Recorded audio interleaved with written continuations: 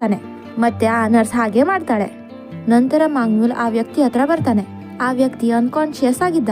ಆದ್ರೆ ಮಾಂಗ್ಮ್ಯೂಲ್ ಅವನಿಗೆ ಎಚ್ಚರಾಗು ಅಂದ ಕೂಡಲೇ ಅವನು ಎಚ್ಚರಾಗ್ತಾನೆ. ಮಾಂಗ್ಮ್ಯೂಲ್ ಆ ವ್ಯಕ್ತಿಯ ಕುತ್ತಿಗೆ ಹಿಡಿದು ಹೇಳ್ತಾನೆ, ಡೂಮ್ ಡಿಸ್ಟ್ರಾಕ್ಷನ್, ವಿನಾಶ ನನ್ನ ಕೆಲಸ, ನೀನ್ ಯಾಕೆ ಮಧ್ಯದಲ್ಲಿ ಬರ್ತಿದ್ಯಾ?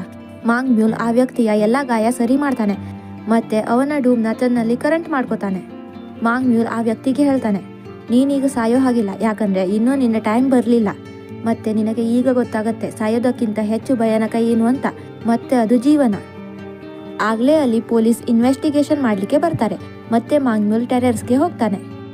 ಅಲ್ಲಿ ಅವನು ತನ್ನ ಬಾಸ್ ಅಂದ್ರೆ ಗಾಡೆಸ್ನ ಮೀಟ್ ಮಾಡ್ತಾನೆ. ಆ ಗಾಡೆಸ್ ತನ್ನನ್ನ ಒಬ್ಳು ಗಾರ್ಡನರ್ ಮತ್ತೆ ಎಲ್ಲರನ್ನ ಹೂವುಗಳು ಅಂತ ಅನ್ಕೋತಾಳೆ. ಅದ್ರಲ್ಲಿ ಕೆಲವು ಹೂವಿನ ಗಿಡ ತುಂಬಾ ದಿನ ಬದುಕ್ತವೆ ಮತ್ತೆ ಕೆಲವು ಹೂವಿನ ಗಿಡ ಮೊದಲೇ ಸತ್ತು ಹೋಗ್ತವೆ. ಅಂಡ್ ಕೆಲವು ಹೂವಿನ ಗಿಡಗಳು ತನ್ನ ಸುತ್ತಮುತ್ತಲಿನ ಗಿಡಗಳನ್ನ ಸಾಯಿಸ್ತವೆ. ಮಾಂಗ್ಮ್ಯೂಲ್ ಆ ಗಾರ್ಡನ್ ನಲ್ಲಿ ಅವನ ಪಾತ್ರ ಏನು ಅಂತ ಕೇಳ್ತಾನೆ.